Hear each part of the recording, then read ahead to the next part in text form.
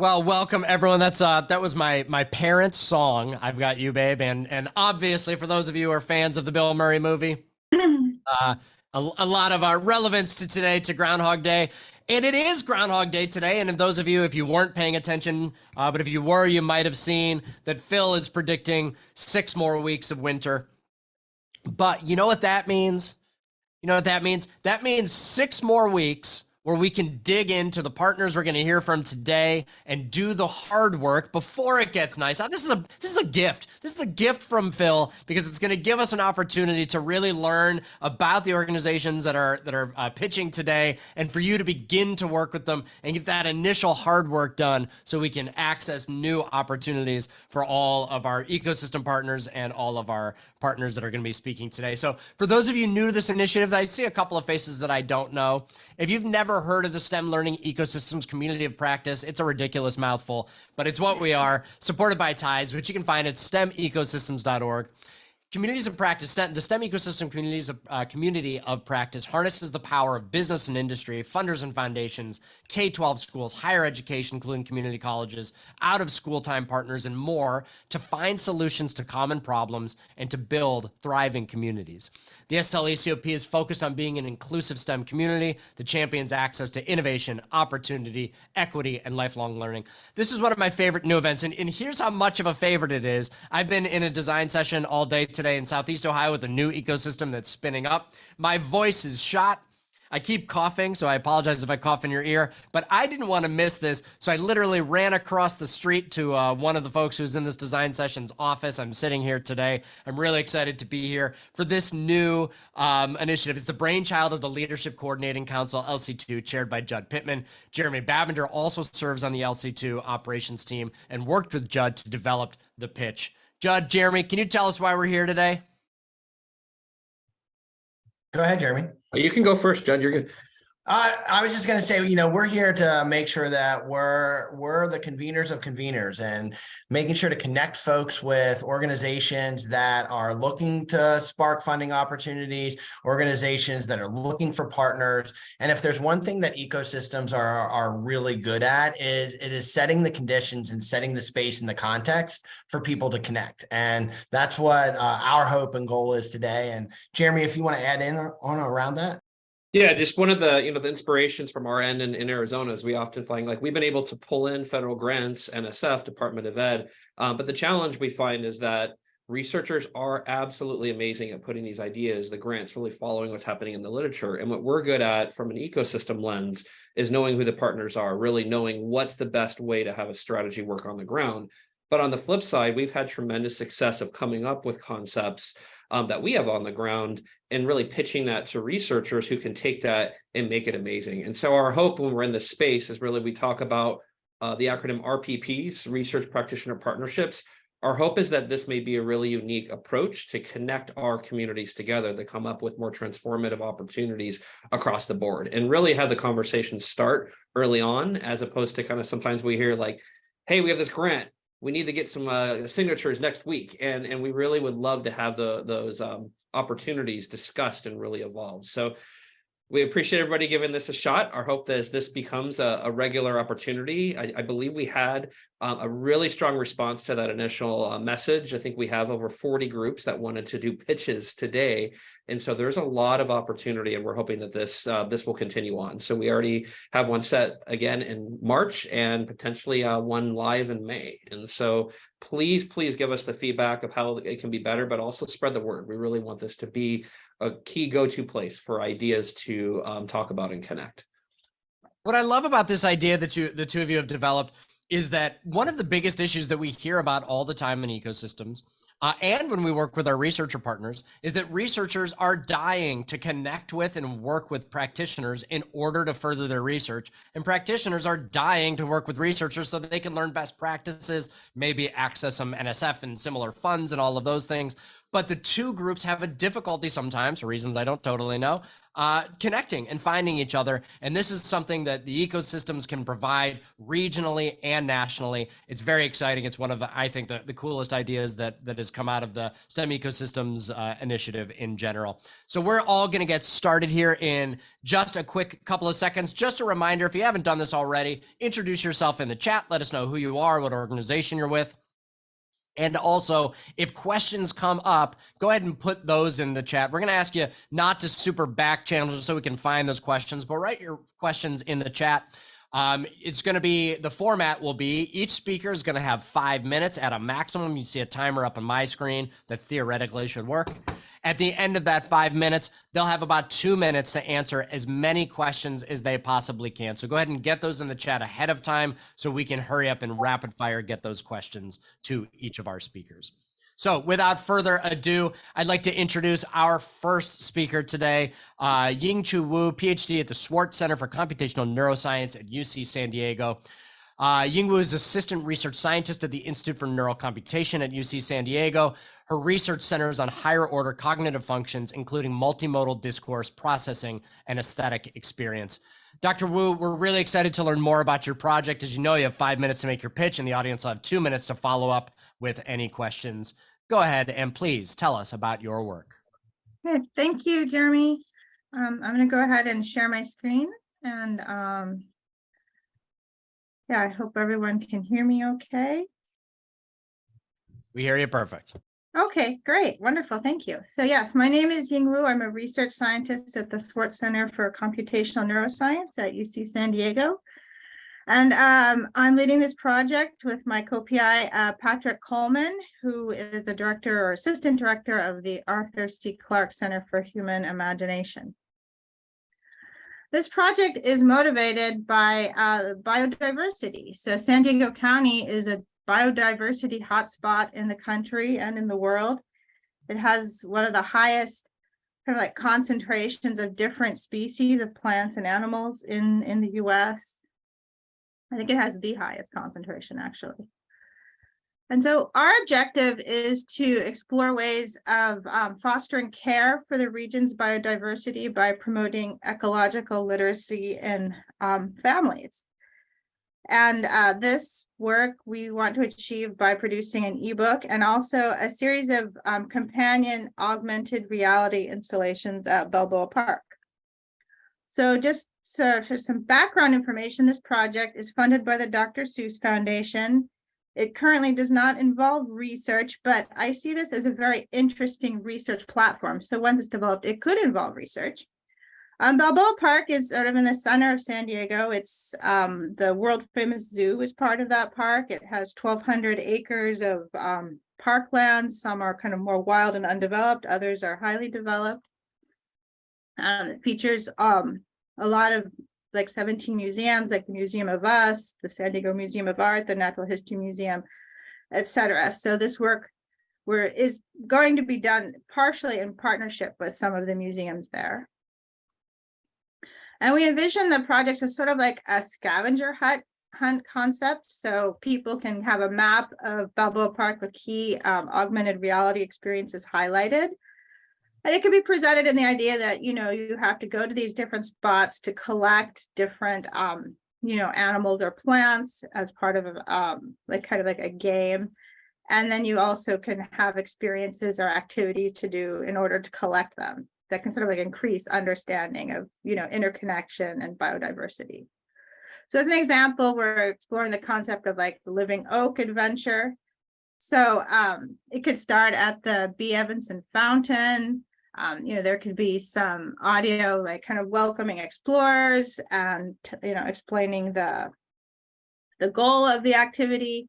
And then the idea is that, you know, living oak could rise up out of the fountain, and various species that are sort of supported by the oak tree could kind of like emerge and appear and then kind of scatter and disappear. And then the idea would be to, you know, visit different locations throughout the park and engage in different activities in order to collect those. So things like hunt like a bat, or think like a scrub jay, or, you know, see colors through ultraviolet spectra like a butterfly, or communicate like a bee. So a lot of these activities will hopefully involve like, augmented reality, but also, just engagement through the participants that's somatic and that's sort of like environmentally connected.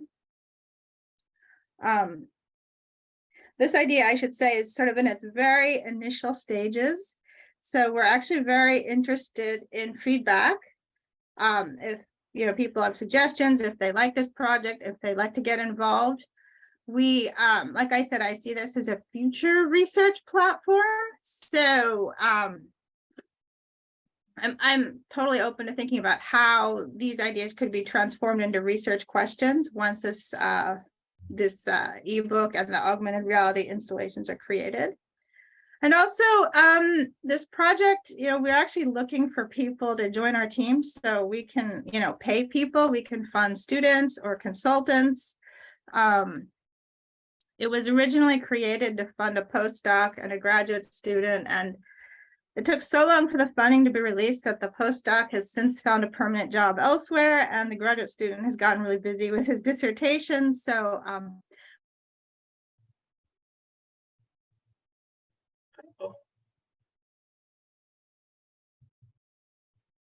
oops, we maybe lost Dr. Wu there for a second. So if she comes back, we will take that over. All right, so we are going to go ahead and if Dr. Wu comes back, we'll reconnect with her and excuse me, and ask her questions. But while we're waiting for that, I'd like to introduce our next speaker, which is Janelle Johnson, Colorado STEM, Metropolitan State University of Denver. Dr. Janelle Johnson is an associate professor of STEM education in the Department of Secondary Teacher Education at Metropolitan State University of Denver, a Hispanic serving institution. Janelle serves as the executive director of Colorado STEM ecosystem, serving the entire beautiful state of Colorado. Dr. Johnson, we're excited to learn more about your project. As you know, you have 5 minutes to make your pitch in the audience. I have 2 minutes for follow-up questions. Please tell us about your work. Thanks so much, Jeremy. I really appreciate it. I'm here to pitch an innovative user interface that can benefit all STEM ecosystems. So what do we know about why ecosystems in nature are strong? There are 2 key aspects. Number 1 is the diversity of organisms in the ecosystem. And 2, the interactions between all those diverse organisms build and sustain it as a system. These features inspire the design of the interactive networking tool we're pitching today. Let's examine those 2 key aspects specifically for STEM ecosystems. Number 1, a diversity of organisms. The diverse organisms in our STEM ecosystem are organizations representing all of these economic sectors who join the ecosystem as active members. We strive for equitable engagement across sectors, communities, and regions of the state. The ecosystem is a space to de-silo and connect. And number 2, interactions between the ecosystem's organisms, or in this case, organizations from all sectors. This happens on a platform called Kumu, and I'll share the link with you afterwards. This is just a screenshot. I'll share the live site at the end of my pitch, and you can also find it on our website. It is a dynamic network visualization that's highly searchable and customizable. Kumu is open source, and it's great because you can actually interact directly with the Kumu team on Slack, so they can help troubleshoot. This visualization, members are represented as a circle or node, and members can customize their layout. So on our view, the color coding indicates the region or regions served, and the lines indicate partnership between the organizations. We have it coded so that multiple individuals from the same organization can join without duplicating the node. So the greater number of members and the more sectors represented in the ecosystem, the greater its utility. And also more detailed profiles really enhance the networking and partnership building that we can do through this platform. The ecosystem belongs to and serves its members. So what are the benefits? First of all, this incentivizes participation by all different sectors. For example, businesses can use the tool for social responsibility efforts. Donors can join the ecosystem and connect with lower profile organizations. Policymakers can interact directly with constituents. It doesn't duplicate existing efforts already operating within the statewide ecosystem. It simply networks and amplifies them. It also allows members to better tell their own story with data visualizations. Members can easily search for and connect with partners from a range of economic sectors and geographic regions. This is especially important for increasing equitable outcomes. This can help highlight underserved regions, communities, and organizations. Ecosystems can use these tools for transparency and accountability for the resources moving through the ecosystem. Searches on Kumu are customizable and also can be curated. This would be a great way to dedicate some human resources, and that's a segue to the pitch. So our pitch is, first of all, to help in disseminating this innovative tool to interested STEM ecosystems across the nation and globe. We have been tracking our coding on the back end, so we would need some help packaging that code so that other folks could access it easily. This would also involve, as it gets disseminated, coding support, working with spreadsheets, and curation of the resources I mentioned. Second, we would hope for some reciprocal support for continuing to develop this tool in the Colorado STEM ecosystem. Our efforts has been fully grassroots. We haven't had any external funding so far, so obviously it's sustainable. And at the end, if you're interested, I can share some of our next steps we're planning on building into the networking tool. And third, we are fully committed to critical external evaluation of any implementation efforts that go on. We want to work towards equitable engagement within and across the community of practice, and have this be a reciprocal effort so that promising practices are disseminated back through the ecosystem as well. So I'm really looking forward to hearing your feedback and questions. This is our webpage where you can find a public-facing version of the Kumu network visualization. And if you're a national organization, you're welcome to join the Colorado STEM ecosystem. And you can also join as an observer. We have folks from other states and other countries who have joined just to kind of check things out. So I'm gonna share another, I'll share the network visualization with you. Jeremy, I'm not looking at the, okay, I'll stop there. That is time, but what we can promise is that there will be a follow-up email to this, as there always is. So any additional resources that any of our folks mention, we'll make sure to include those along with their contact information. Janelle, I'd like to hit a couple of real rapid-fire questions for you. The first one is from Xanthi. Of all your stakeholders, who's most motivated to use this platform so far, and why do you think that is? That's a good question. I think people are still, this is fairly new to folks, and so they're kind of just dipping their toes in.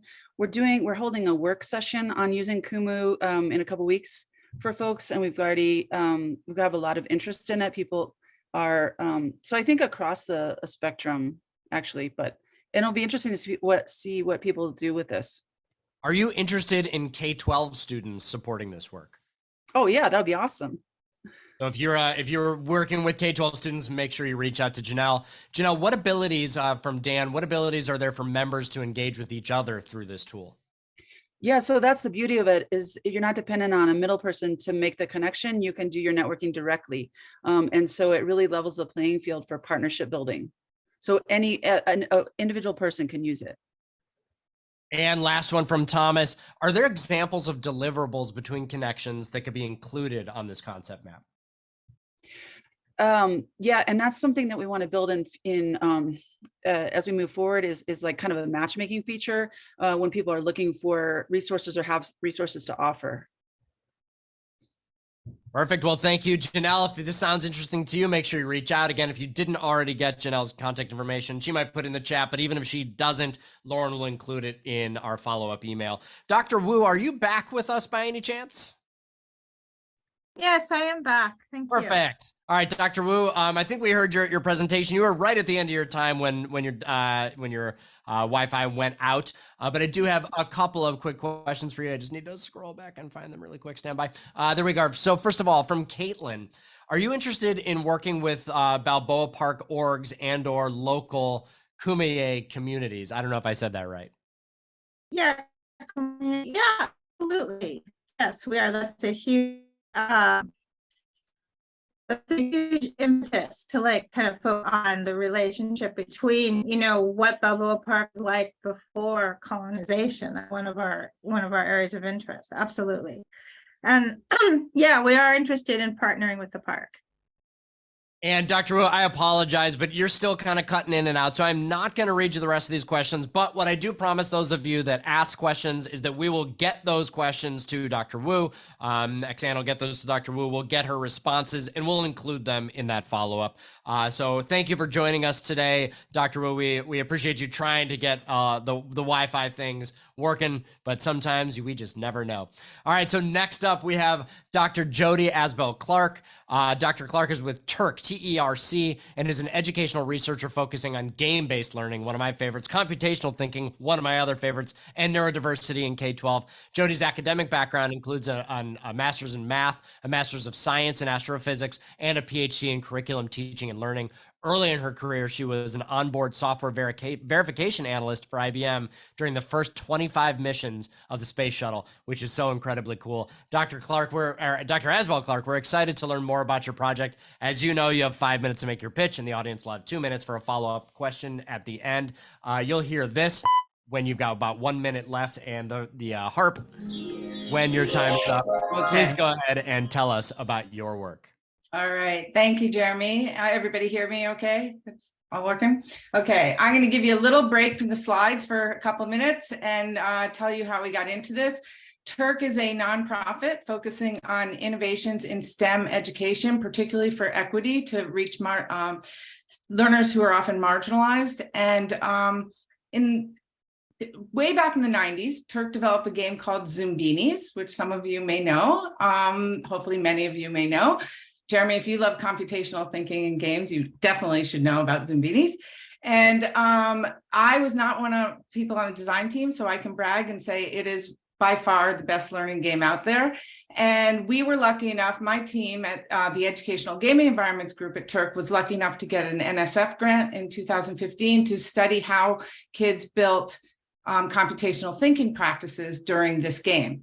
And I could go on and on about that research, but what happened is when we were studying that, and we did develop our research practice partnership with a small district to look at computational thinking in grades 3 through 8, we found teachers were coming up to us going, the kids that never were doing, coming up and achieving in other areas, they're becoming the class leaders. They're the ones that are the go-tos for this game solution. And it's changing their own identity. It's changing how other kids look at them in class. It's changing their performance in other areas. So we decided, pivot, we're going to go figure out what is going on in the intersections of computational thinking and neurodiversity. So with that, we went to the US Department of Ed, and now I am going to share my screen, I hope. And we got, let's see, a grant, an early phase research grant from the US Department of Ed's EIR, an Innovative Research Program, for including neurodiversity in foundational applied computational thinking, or IMFACT. And we spent the last 3.5 years expanding our materials for grades 3 through 8 to look at robotics, gaming, coding, and offline activities to build this foundational understanding and applications of computational thinking. What we also did was built a set of executive function supports. We talk about neurodiversity as a whole range of both diagnosed and undiagnosed conditions that kids bring to school that influence the ways they think and learn. And many of these boil down to executive function. Again, I could give a whole talk on executive function, but that's not this talk. What we do is support through graphical organizers, through highlighting tools, through vocabulary words, through multiple representations, through multiple entry points into activities, many different ways of supporting students' executive function as they build computational thinking. So we chose an area where neurodivergent learners appear to have strengths, and then we support their other executive function needs so that they can reveal those strengths in computational thinking and in STEM problem solving in general.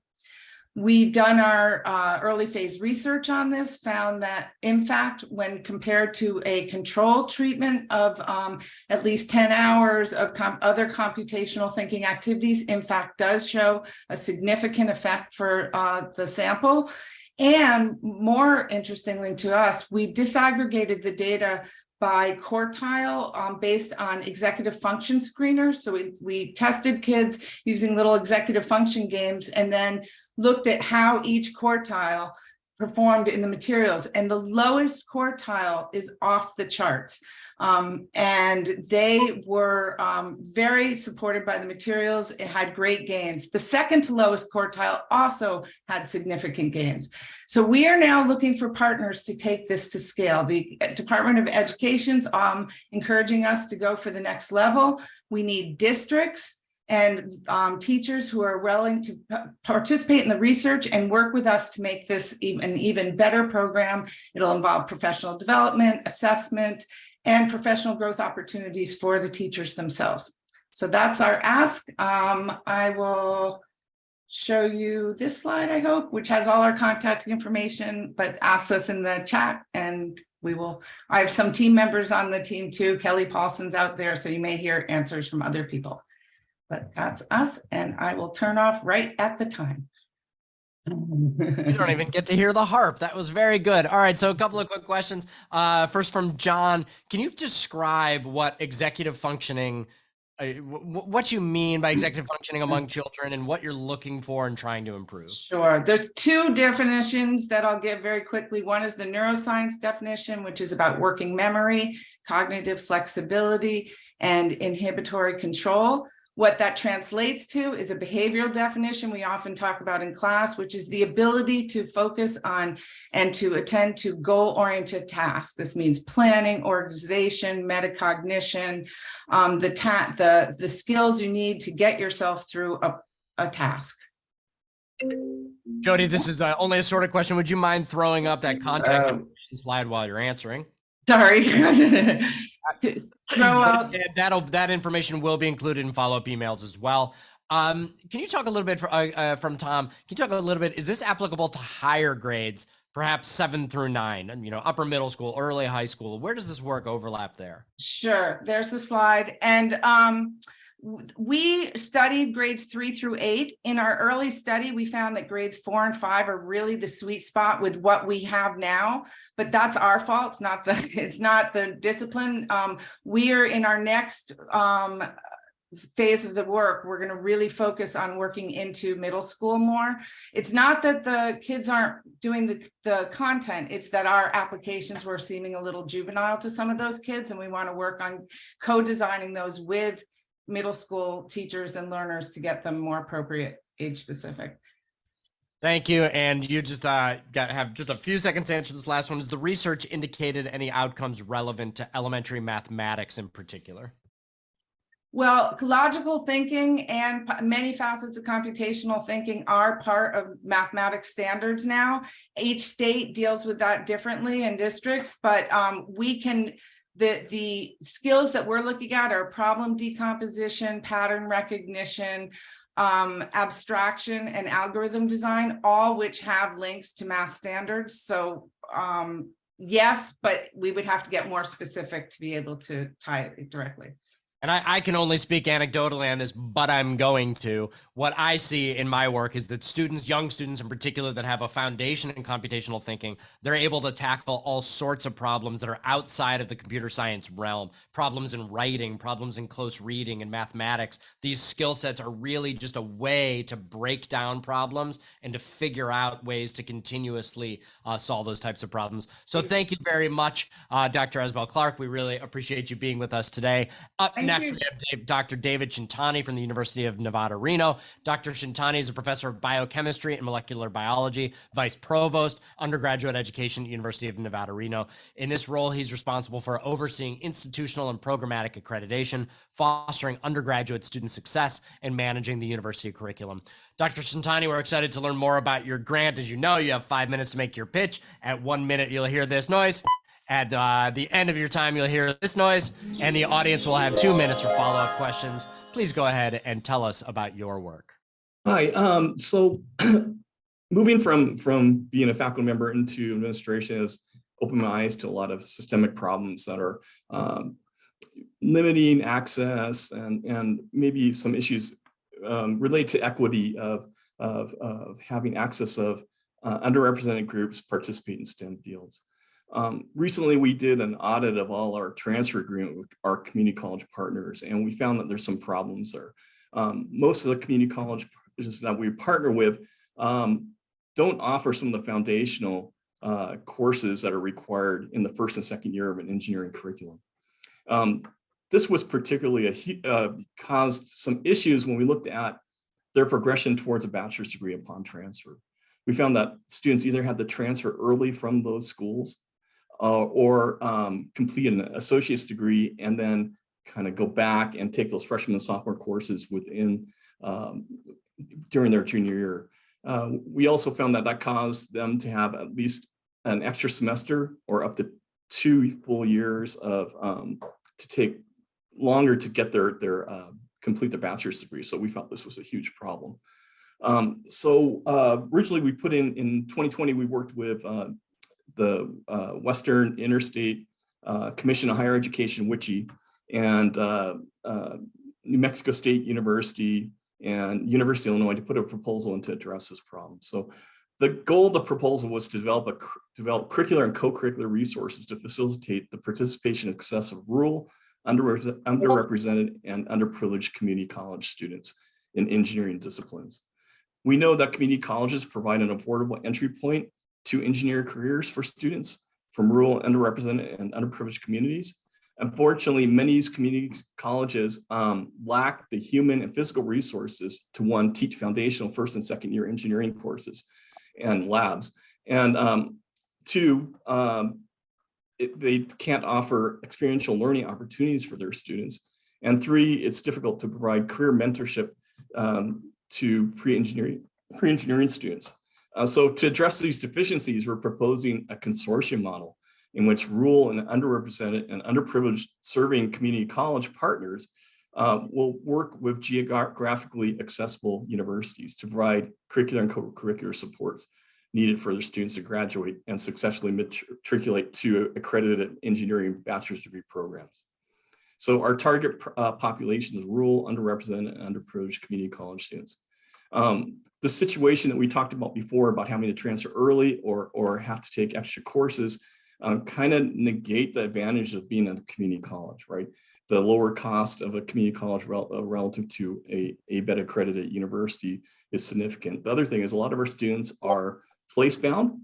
They have family obligations and other such. So their ability to stay in their communities as long as possible before having to transfer has a definite economic benefit to them. So the specific aim of our grant was to develop an online course sharing consortium for community colleges that are needing foundational engineering courses. The idea was to have the four-year institutions develop a course, an online course that could be delivered by community college instructors. We would also have a program where we were going to train the community college instructors to teach these engineering courses.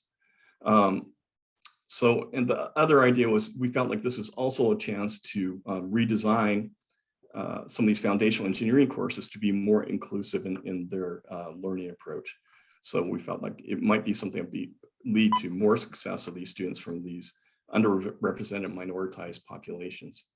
Another thing we wanted to do is develop accelerated engineering laboratory courses with regional universities that are accessible by these rural and underrepresented, underserved community colleges that students either could come on the weekends or we could set up programs for summer programs, accelerated summer programs to address those needs.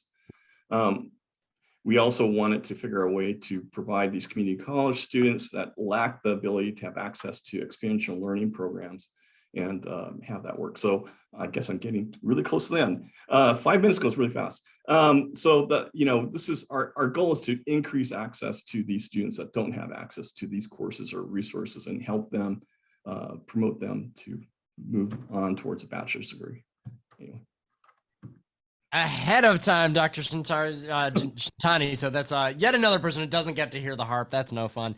Could you tell us really quickly about, you talk about these experiential learning programs. Can you tell us a story of a young person who had access to this kind of program and what that really meant to them?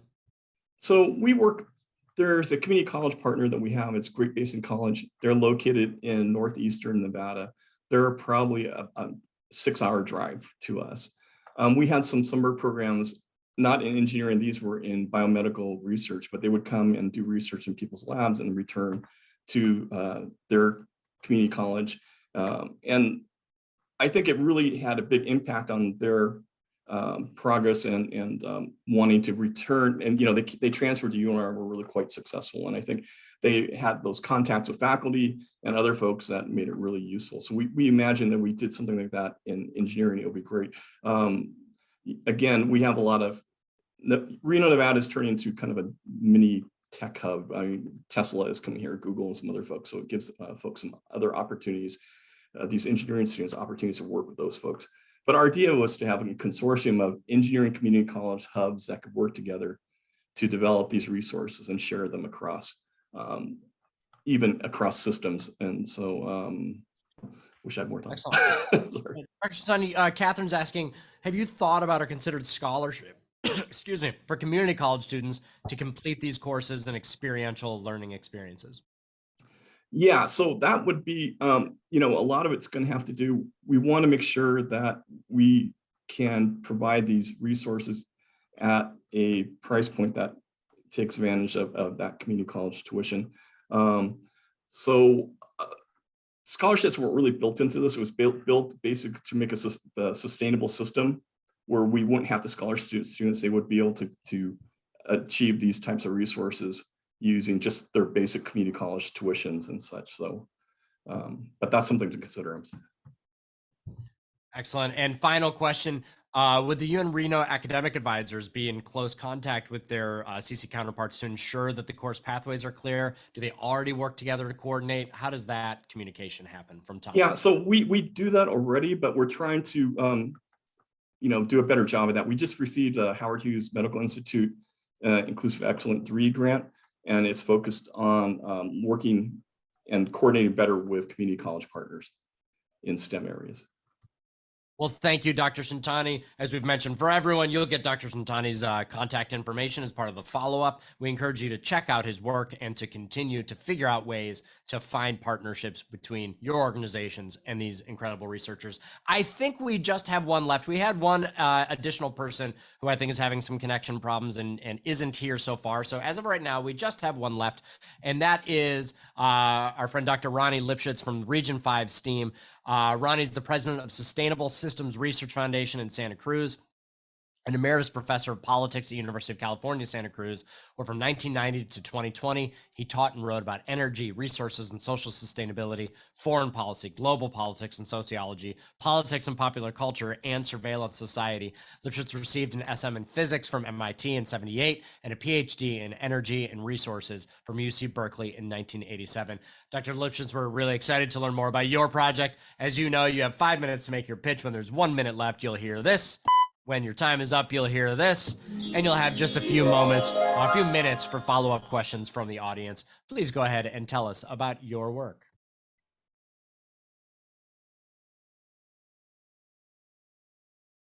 You're muted, Dr. Lipschitz. All right, thank you. Yeah, I'm at the Sustainable Systems Research Foundation in Santa Cruz, California, a nonprofit green think tank and project incubator. And I'd like to introduce you to what my colleagues and I believe is a truly innovative STEM project, Watsonville Community Solar Now, based on the work of Robert Staton, author of Solar Dividends, which utilizes a project something like the Alaska oil dividend to address the issues of poverty and energy. Watsonville Community Solar Now is a proposal to build 10 solar plants in neighborhoods around the city of Watsonville, California. These plants will provide renewable electricity to the city's residential households, as well as a guaranteed basic income to eligible families. Why Watsonville? Watsonville is a low income and energy disadvantaged city on California's central coast. Residents pay among the highest electricity rates in the country, and these are projected to increase significantly in the future. They spend $15 million annually on power that they can't afford. Virtually all of Watsonville's electricity comes to the city through a single unreliable high voltage line subject to frequent outages. And customers are at the mercy of an electrical utility whose competence and concern are not at all assured. Watsonville Solar City Now will bring reliable, low-cost electricity to the city by harnessing the free solar energy that falls on everyone.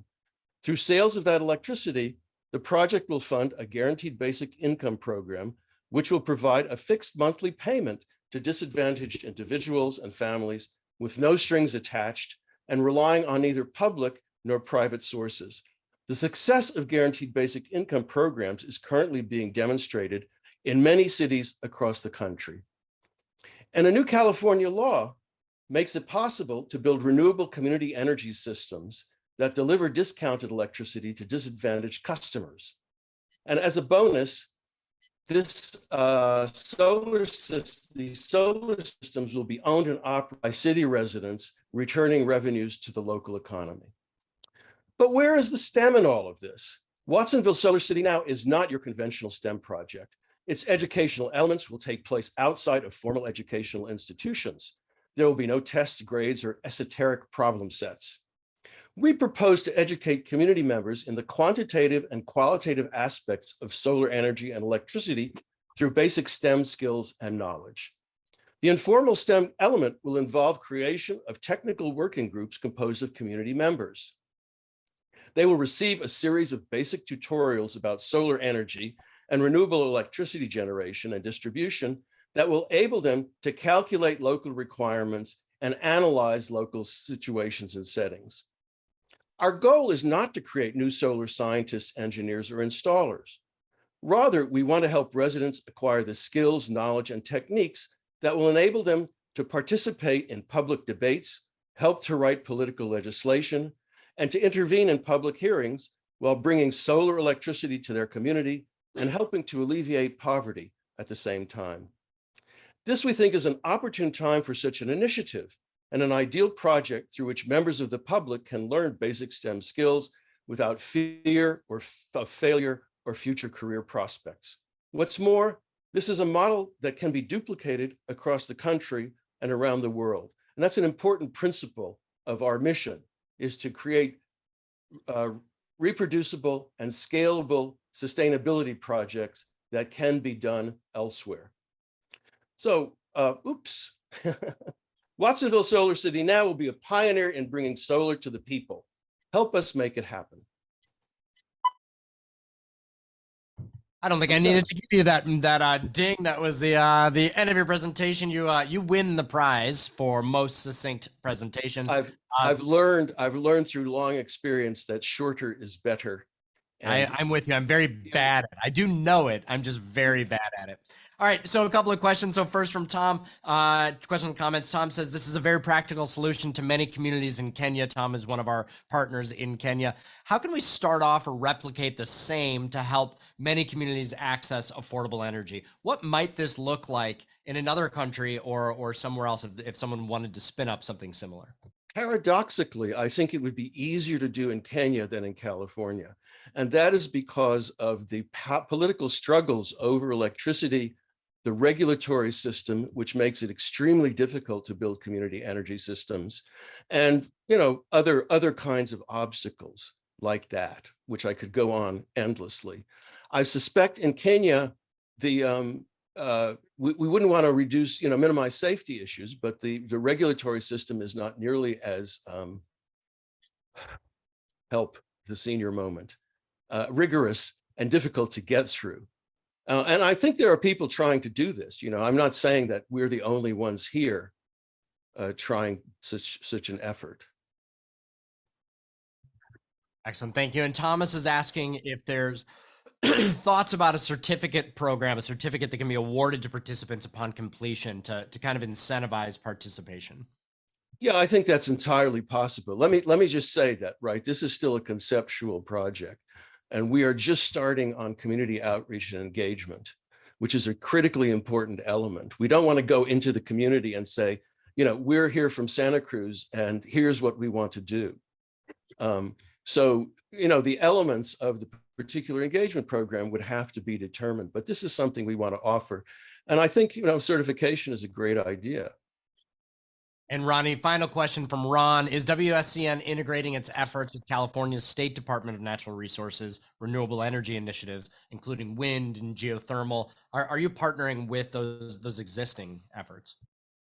We've done some outreach. Let me put it this way, that we're trying to launch this project as much as possible as an independent initiative. We obviously have to collaborate with agencies and authorities, but we first want to generate community interest and involvement. We think that starting at the bottom rather than trying to engage with the state and even directly with cities and utilities is a formula for endlessly discussing and not doing.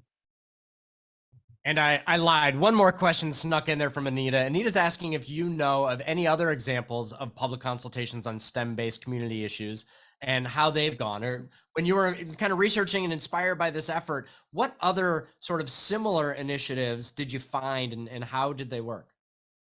To tell you the truth, we haven't tried to look for other kinds of initiatives. I know that there are projects around what's called citizen science across the country, right? Which is much more about sort of collecting data than about doing any kind of analysis.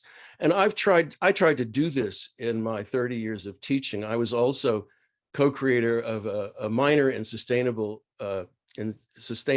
studies at UC Santa Cruz, which was directed towards trying to get students to be able to analyze complex issues, from a multidisciplinary perspective. I think that's pretty difficult. And so, it is actually worth our looking into that. We haven't done that yet. And I have to be quite frank with you. I only started thinking of this as a STEM-related project when I saw your announcement about doing these pitches. So well, I think it very clearly is one, though, and so we appreciate your time. Thank you, Dr. Lipschitz, for joining us today. Well, that was an inspiring part of an hour. I'm already sitting here thinking about all of the ecosystems and organizations within ecosystems that I know that would make incredible partners on these projects, and the ones we heard about in the previous session and the ones that I know about but you don't, that are coming up in future sessions. So thank you all for your attention and for joining us today. Judd? Thanks, Jeremy. And what an amazing session today. Just great opportunity to uplift communities, engage scholars, and it really fits within our mission of the SLECOP to grow and support STEM collaborations that prepare people for emerging global STEM opportunities. And what's more emerging than things like solar and the idea of inclusion and equity, and all of that was hit today in the session. So we're really, really grateful for all the pitchers. If you want to connect with one of the pitchers, please don't forget to email Exanne. The email address will be dropped in the chat. And make sure you give her your contact information, and then we will do our due diligence to make sure that you're matched with the pitchers today. And just as a reminder, we're not picking winners and losers as part of this work. What we're really here to do is to be the connector. And don't forget that we're going to have another pitch session on March 9th at noon Eastern, and a live pitch event, hopefully at the convening in Jacksonville on Wednesday, May 3rd, around 10:30 a.m. So mark your calendars for that, and we're really hopeful that we'll see many of you in Jacksonville this spring. Thanks again to each of the pitchers. Thanks to all the folks that attended and took a little bit of time out of your busy days to listen and learn, and we can only hope that we can grow this. And thanks, Jeremy, for your hosting of the event, and Jeremy Babinger for just the brilliance of bringing this forward and making sure that we can get more opportunities and more funding to support more kids engaging in STEM. It's only going to make for a better, more vibrant economy across each of our ecosystems. So thank you all very much. Jeremy, back to you, and have a great afternoon. As Jeremy said, there will be another of these sessions coming up. We hope you'll all be in Jacksonville, and we will see you all next time. Thanks, everyone. Thank you.